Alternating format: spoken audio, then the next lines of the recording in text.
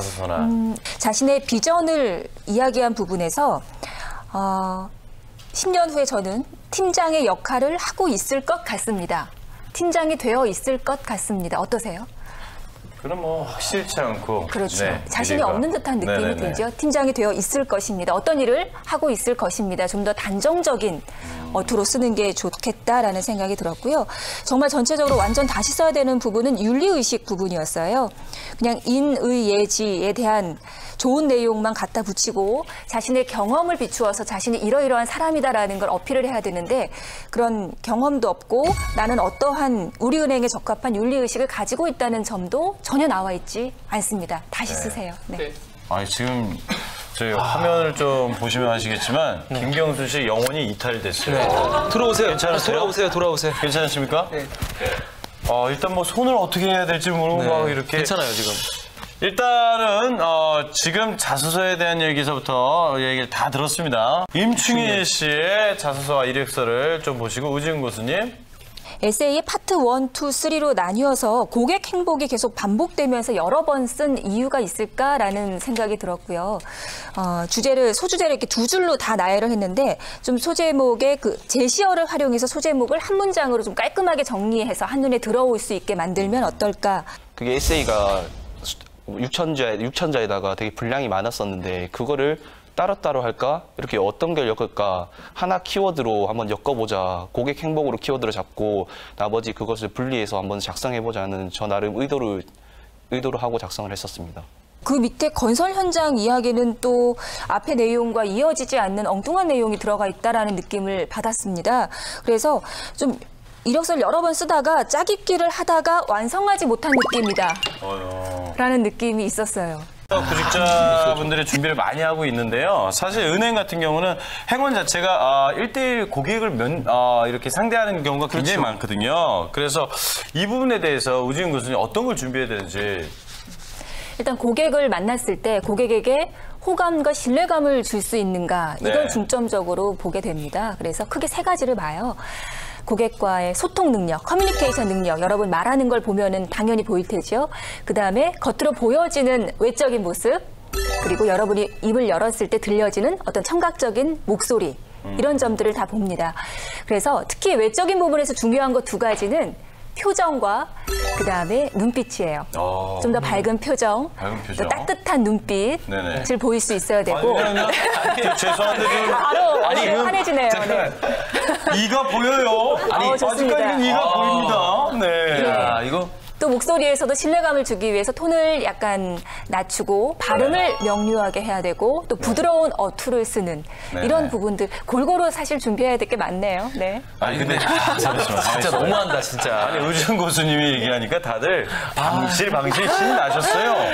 신현정 교수님이 얘기하면 또 이러고 있어요. 이런 표정 있잖아요. 이렇게.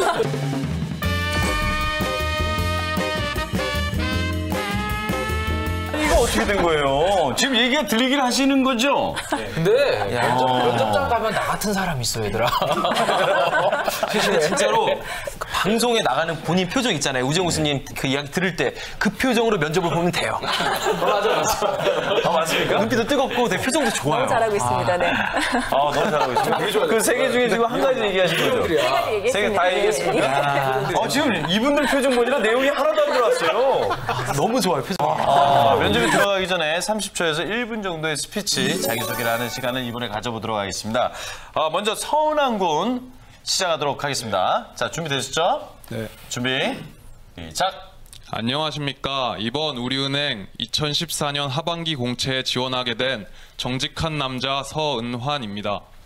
평소 맡은 일을 정직하고 성실하게 해내는 저의 성격 덕분에 이런 과분한 칭찬을 받을 수 있었다고 생각합니다. 이런 저의 정직함과 성실함을 바탕으로 고객 여러분들과 진심으로 소통하고 신뢰를 쌓아가는 우리 은행원이 되겠습니다. 감사합니다. 네, 지금 1분이 되기도 전에 끝났습니다. 짧았던 것 같은데요. 근데 얘기하는 거는 마치 바둑을 두듯이 하나하나 잘 말씀을 하셨거든요. 과연 어떻게 보셨는지, 네. 말이 전체적으로 굉장히 밋밋하고 단조롭고 느리고 지루합니다. 귀에 뭐 안 들려요. 이분의 1분 스피치 기대됩니다. 기대됩니다. 자, 준비, 시작! 안녕하십니까. 우리은행을 위한 효과 만점 준비된 남자 윤효준입니다. 저는 저의 두 가지 강점인 자신감과 신뢰감을 말씀드리려고 합니다. 먼저 첫 번째 자신감은 제가 처음부터 자신감이 있었던 것은 아닙니다. 수업을 들을 때도 자진해서 발표를 하려고 하고 대중 앞에 서는 연습을 했습니다. 또한 사람들을 만날 때 눈을 쳐다보며 미소 짓는 연습을 통해 언제 어디서나 당당하고 자신감 있는 모습을 갖췄습니다. 다음 신뢰감입니다. 열심히 대학 생활을 하고 미래를 계획하는 저를 보며 친구들은 야 효준아 니만한 아들이 있으면 바랄 게 없겠다. 그리고 어른들께서는 사회에서 왔으면 좋겠다 라는 말씀을 하곤 하십니다. 이렇듯 평소 언행을 통해서 사람들에게 믿음을 줄 수 있다는 것이 저의 두 번째 강점입니다. 앞서 말씀드린 자신감과 신뢰감을 통해 우리은행에서 글로벌 탑5, 아시아 탑 10을 이루도록 하겠습니다. 감사합니다. 자, 바로 표를 들어가 보도록 하겠습니다. 자, 또 말을 하면서 습관 자체가 고개하고 가슴이 계속 움직여요. 또한 사람들을 만날 때 눈을 쳐다보며 열심히 대학 생활을 하고 미래를 계획하는 저를 보며 저의 두 번째 강점입니다. 윤 교수님한테 여쭤보고 싶은 게 있어요. 아무래도 이 은행권은 고객과 1대1로 얘기하는 경우가 굉장히 많이 있거든요. 그래서 아무래도 스피치가 굉장히 중요하다고 생각하는데 팁을 준다면 어떤 게 있을까요? 고객과의 화법에서 중요하게 다뤄지는 것 중에 하나가 yes, but 화법이라는 게 있어요. 들어보셨습니까? 아니요. 저는 몰라요.